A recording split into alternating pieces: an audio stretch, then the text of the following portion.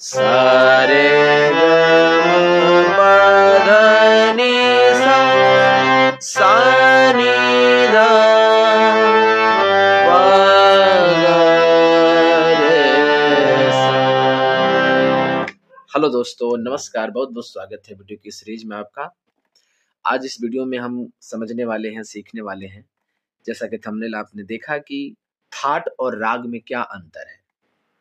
जब भी हम कोई गीत गाने की बात आती है तो जरूर हम ये जानना चाहते हैं कि ये गीत किस राग में है, और जब भी राग की गाने की बात आती है तो उसमें एक जिक्र जरूर होता है, एक उसमें बात जरूर कही जाती है कि इस थाट से निकला हुआ ये राग है।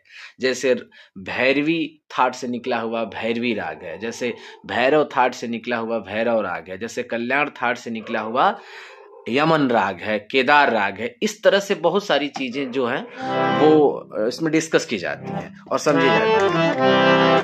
तो बिल्कुल एग्जाम्पल के साथ, उदाहरण के साथ, हारमोनियम पर स्वरों के साथ समझेंगे कि इन दोनों में क्या अंतर है और कैसे इसको हम दोनों को अंतर को डिसाइड कर सकते हैं, डिफाइन कर सकते हैं कि राग और थाट ये दोनों अलग अलग क्या है। तो इसके 5 जो पार्ट हैं, 1 2 3 4 5, 5 नंबर हैं। 5 नंबरों से हम ये जरूर जान जाएंगे कि इन दोनों में क्या अंतर है। ठीक है, तो वीडियोस को पूरा जरूर देखिएगा, और चैनल पे नए हैं तो चैनल को जरूर सब्सक्राइब करिए, ज्वाइन बटन भी ऑन करिए, और समझते हैं कि थाट और राग में क्या अंतर है। ये बहुत ही इंपॉर्टेंट टॉपिक है। ठीक है, वीडियो को शेयर जरूर करिएगा। अगर कोई सीख रहा हो आपकी नज़र में तो इसको जरूर शेयर करिए। चलिए समझते हैं राग की परिभाषा सबसे पहले, फिर थाट और राग में अंतर, बिल्कुल एग्जाम्पल और उदाहरण के साथ, हारमोनियम के साथ, स्वरों के साथ। ठीक है, तो राग का मतलब क्या है? राग का मतलब है आनंद, यानी खुशी, यानी किसी दूसरे इंसान को जब तक आप राग गाएं, मतलब इतने मीठे मीठे स्वरों का उसमें चलन है, किसी भी राग को उठा लीजिए, कि आनंद देना, मतलब इसका है मधुरता। ठीक है, तो कम से कम 5 स्वर, राग की परिभाषा जो है उसमें ये लाइन है कि कम से कम 5 स्वर और अधिक से अधिक 7 स्वर।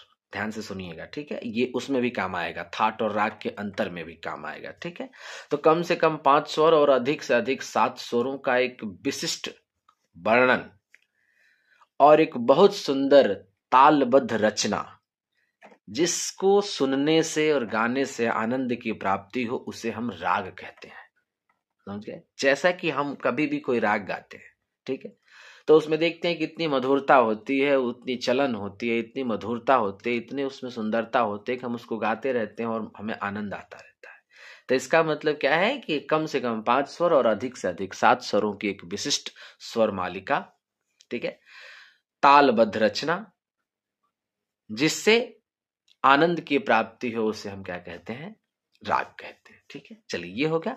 अब हम समझते हैं थाट और राग में अंतर, डिफरेंट। ठीक है, तो ये समझेंगे हम अपना हारमोनियम के स्वरों के साथ समझेंगे। ठीक है, स्केल जो हमारा है सी शार्प है, यानी पहली काली मध्य सप्तक का। ठीक है, अब समझते हैं कि थाट, तो थाट का जो पहला पॉइंट है वो समझते हैं, फिर राग का पहला पॉइंट समझेंगे।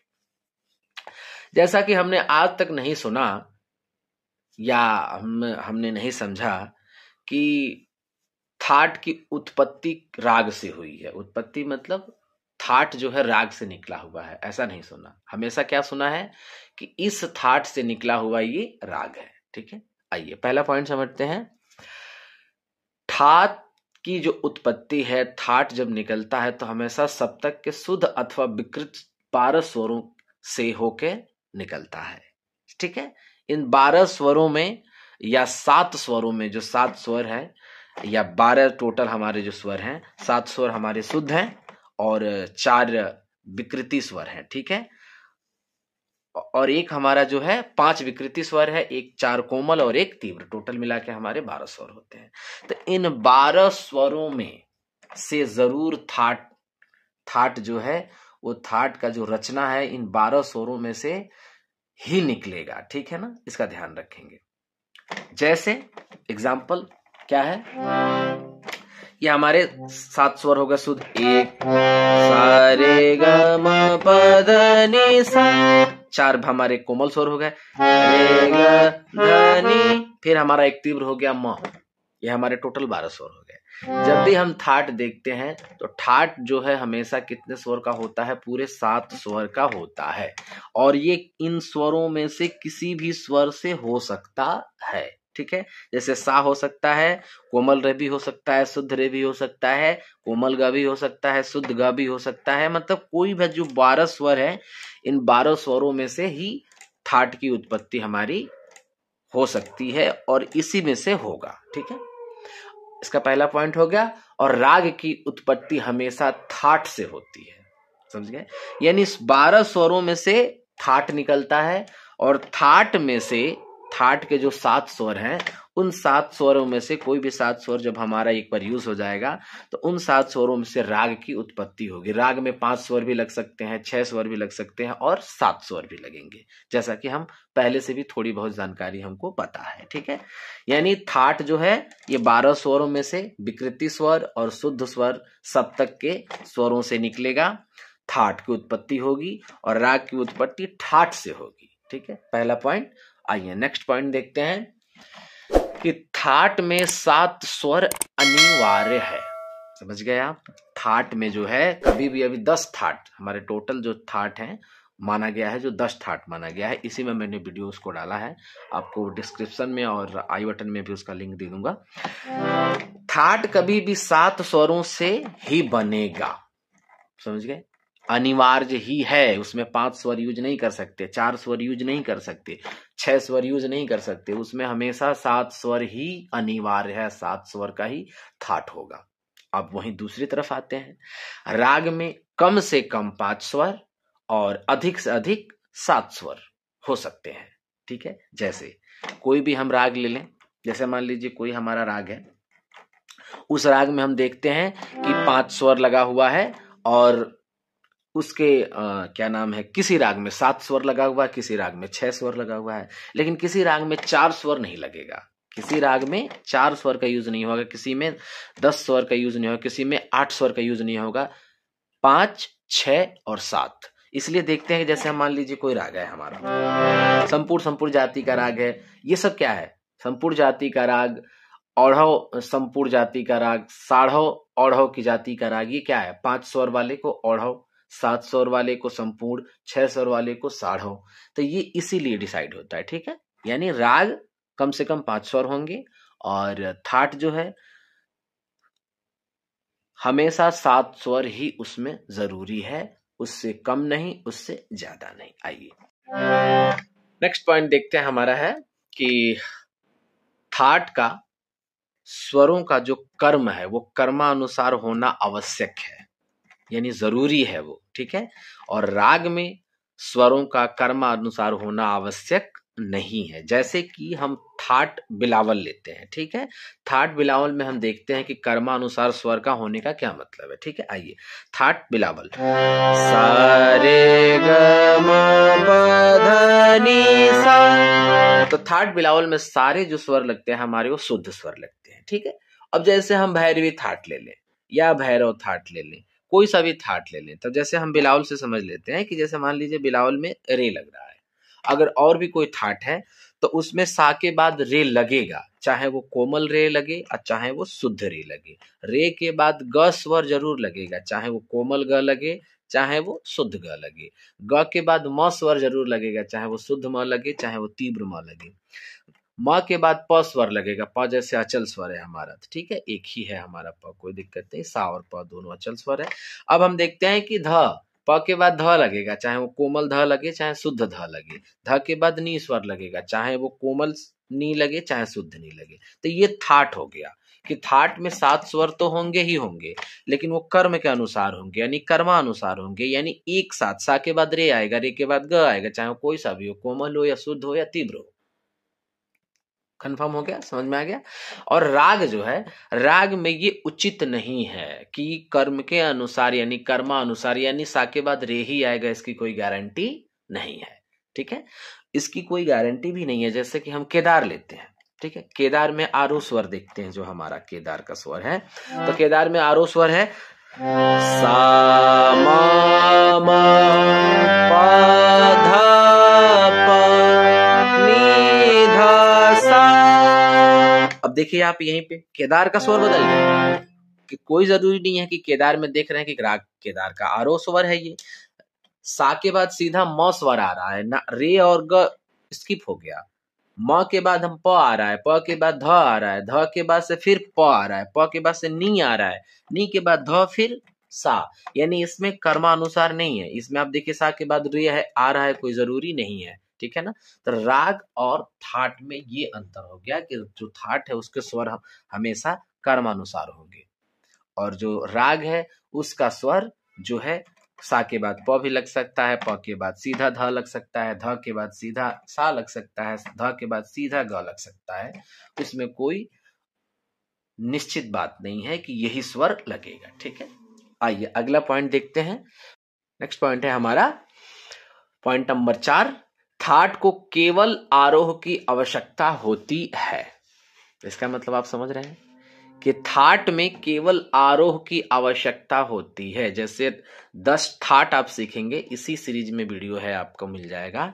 तो उस 10 थाट में कभी आरोह अवरोह अलग अलग नहीं बताया गया है। जैसे मान लीजिए थाट बिलावल है, अभी हमने देखा, तो थाट बिलावल सा रे ग म प ध नि सा, ये थाट बिलावल हो गया। थाट भैरवी सा रे ग म प ध नि सा, थाट भैरव सा रे ग म प ध नि सा, 3 ठाट हो गया। तब देखिए इसमें क्या है कि इसका अवरोह स्वर का कोई भी नीड नहीं है, ठीक है, कोई भी नीड अवरोह स्वर की नहीं है। तो केवल इसमें आरोह स्वर की आवश्यकता होती है, ठीक है। लेकिन हम जब राग में आते हैं तो राग में आरोह अवरोह दोनों का होना जरूरी है, क्योंकि किसी राग में हम देखते हैं कि उसका आरोह स्वर तो कुछ और है और अवरोह स्वर कुछ और है। हमेशा इस बात को देखिएगा, कोई भी राग, हमने इतने सारे राग हम लोग इसमें गाए हैं, तो उसमें जरूर देखते हैं कि अलग अलग है, ठीक है। आरोह में कुछ और स्वर लग रहा है, अवरोह वापस आते हैं तो कुछ और स्वर लग रहा है। लाइक हम एक राग भी देख लेते हैं। तो अब इसको सुनिश्चित करने के लिए बेस्ट एग्जाम्पल हमारे पास एक जो मुझे याद आ रहा है अभी तुरंत, भीम पलासी। राग भीम पलासी का आरोह और अवरोह स्वर देखते हैं कि देखिए कि कैसे कैसे अलग अलग हो रहा है। इसलिए में दोनों की जरूरत है। इसमें थाट में सिर्फ आरोह से काम चल जाता है, इसमें कोई अवरोह की नीड है ही नहीं, ठीक है। और राग में ये दोनों चाहिए। जैसे राग भीम पलासी का आरोह स्वर नी सा ग म प नि सा, अवरोह स्वर सा नि ध प म ग रे सा। देखिए इन दोनों में अलग अलग स्वर लग रहा है, कभी कभी एक ही स्वर लगता है, यानी सा रे ग म प ध नि सा, भैरवी का कोमल 4 स्वर लग जाएगा, बाकी शुद्ध लग जाएगा, इन संपूर्ण जाति का राग हो जाएगा। और यही हम भीम पलासी में देख रहे हैं नी सा ग म प नि सा, नी से शुरू हो रहा है, वापस आ रहा है, और उस स्वर में क्या है देखिए, और उस स्वर में बदल जा रहा है, सा नी द प म ग रे सा। इसमें देखिए जाते समय कुछ और स्वर लग रहा है और वापस आते समय कुछ और स्वर लग रहा है।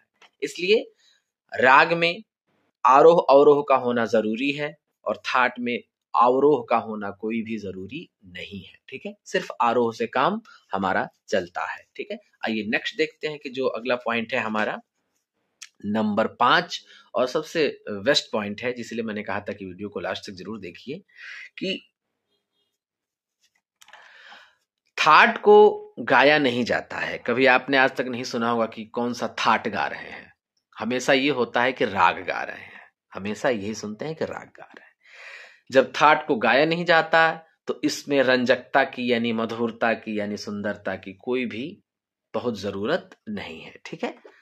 और जैसे राग की बात आती है, इसी का जो लास्ट पॉइंट हमारा राग का, तो राग को गाया और बजाया जाता है, जैसा सबको पता है, झप ताल में गाया जाता है, 7 मात्रा में गाया जाता है, रूपक में गाया जाता है, मतलब 3 ताल 16 मात्रा में गाया जाता है, तो उसको गाया अथवा बजाया जाता है। इसलिए राग का रंजक होना बहुत ही आवश्यक है, यानी सुंदरता उसमें उसमें आपका क्या मधुरता होना बहुत ही जरूरी है। ठीक है, तो ये हमारा रहा थाट और राग में अंतर।